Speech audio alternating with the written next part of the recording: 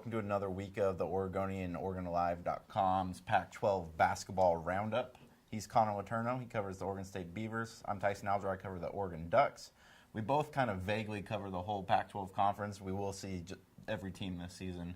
And it's the third week of Pac-12 play, and you're kind of starting to see a little bit of separation between the absolute contenders like maybe Arizona, Utah, and then kind of the mess of everybody else afterwards. It was a wild week this past week, especially for the Ducks, losing to at Washington State, which is not a good loss for them, and then at Washington after leading at the half.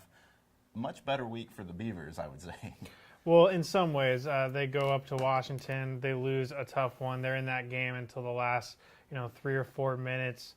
End up losing by 13 points. So the game was actually closer than maybe the final score indicated. And then 2 days later, they rebound with a very convincing win at Washington State.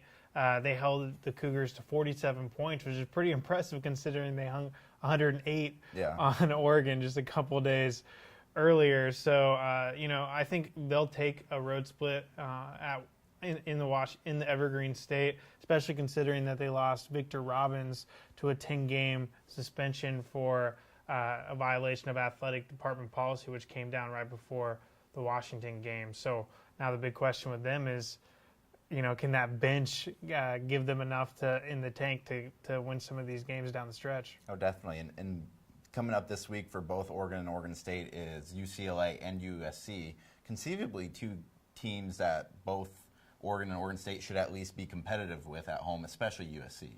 Yeah, USC is definitely at or around there near the bottom this year in the Pac-12. They just haven't been able to string together any sort of consistency. They're a pretty young team. I think they have a bright future. They've got a couple freshmen who are going to be great players for them, but they're just not there right now.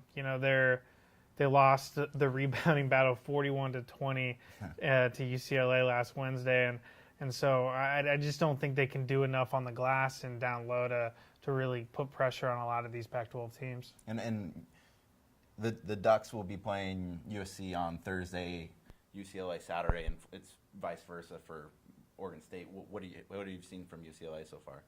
UCLA is kind of interesting. They obviously went through a really tough stretch there where they were losing. They lost 5 straight games by an average of 18.6 points.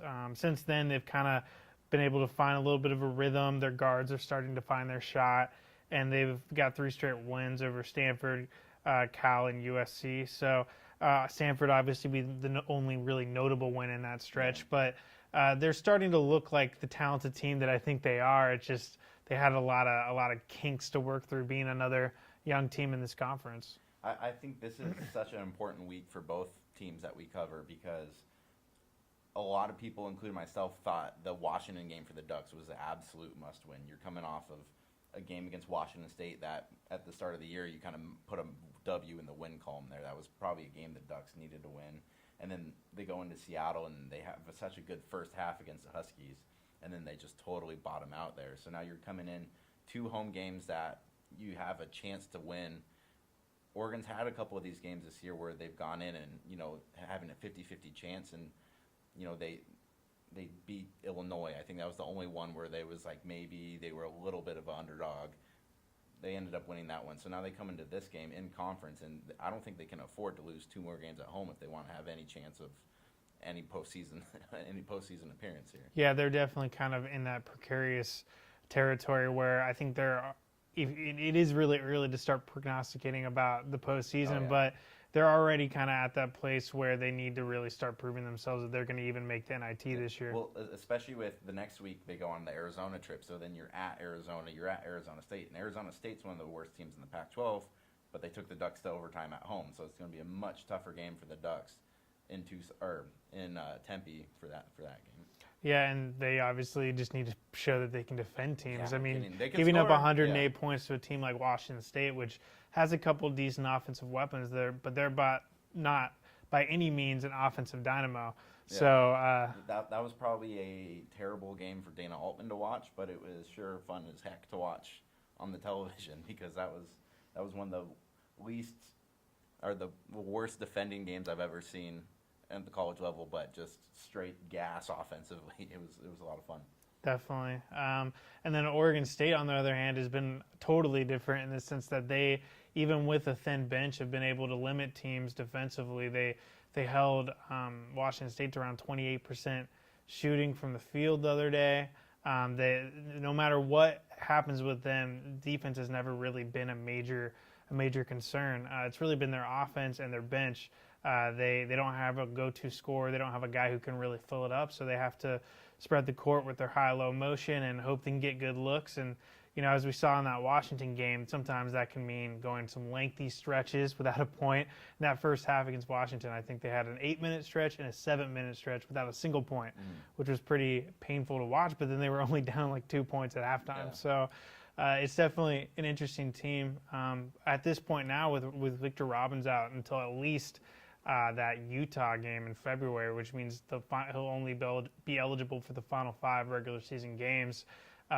Oregon State only has one bench player who's averaging more than 9 minutes per game right now. I mean, that's the definition of razor thin right there. So they have almost their entire starting lineups averaging around 30 minutes per game. Some guys more. Gary Payton's right up there at 35 minutes per game. So they need to develop depth with their walk-ons because they don't have any other choice. A guy like Tanner Sanders, who's also on the football team, tried out for the team on a whim, is going to be getting some minutes in that rotation just because they have no other option. And if they can kind of continue their trajectory right now, despite the question marks on their bench, I wrote a little thing this morning about how they're actually in line for at least an NIT bid, which is pretty impressive considering this is a program that hasn't made the NIT, at least the NIT, in 10 years. So, if they can, I think, go around 500 to end the season, they should definitely be in the hunt for that, which would be a huge coup for this program.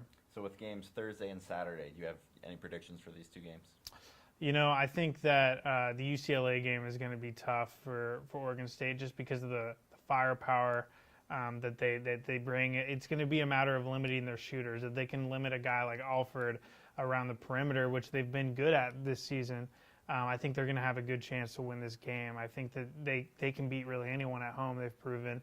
They beat Arizona just a little over a week ago at home, and it's a decent win. a decent win, and they're 10-0 at Gill Coliseum right now. So I think any game at Gill Coliseum is going to be tough for an opponent. And I think USC is really going to have their work cut out because they're not a great offensive team right now, and they're not a great defensive team. And I just don't see them scoring a lot of points against Oregon State. That's why I have the Ducks pegged to beat USC because while the Oregon can't play defense to save their lives, they can score the ball oftentimes consistently. And I think they'll give UCLA a good run. I think there's a lot riding on that game. This program, I mean, the bench isn't just like Oregon State. The bench is almost nothing at this point. Their best big man, Michael Chandler, he's still playing very minimal minutes. It's kind of they're having a tough time balancing, trying to get him going in practice, but without tiring him out. He's just not in great game shape right now. But I could see the Ducks beating UCLA to set up an even more important Arizona road trip next week. Yeah, it's going to be interesting to see because, entering the season, Oregon was a team that was, some people were pretty optimistic about what they could do with a pretty inexperienced but talented roster. What do we have them at, around like 7 or 8? Today? No, at the start of the season. I know the Pac-12 media had them at, I think 7. 7, yeah. And today we had them at 8 in a pretty lean second half of that conference. I could see them jumping up to 5, and I could see them falling down to like 9. It's just one of those teams where when they're playing good, they're a very talented athletic team. But when they're playing bad, they can make a terrible team look very talented in athletics. I mean, that just their defense is very thin, and that's, I think, the toughest thing for a young and experienced team to really kind of master is that defensive scheme. And I mean, that's what the Beavers have done so well under Tinkle so far. Yeah, it's really all the credit goes to that 2-3 zone that they have. I was looking at the numbers today. I think they're leading the conference in 3-point defense, 3-point field goal percentage defense, and that's really what it comes down to. They're limiting that outside shot, and they're kind of hanging tough down low, even though a lot of times they have a 6'7" guy going against 7-footers, but you got to give credit to the resiliency. Yeah, so it'll definitely be an interesting week to watch for Oregon and Oregon State hoops, and we'll be back next week with a preview of the Arizona trip and a little bit of a recap of what happened this week.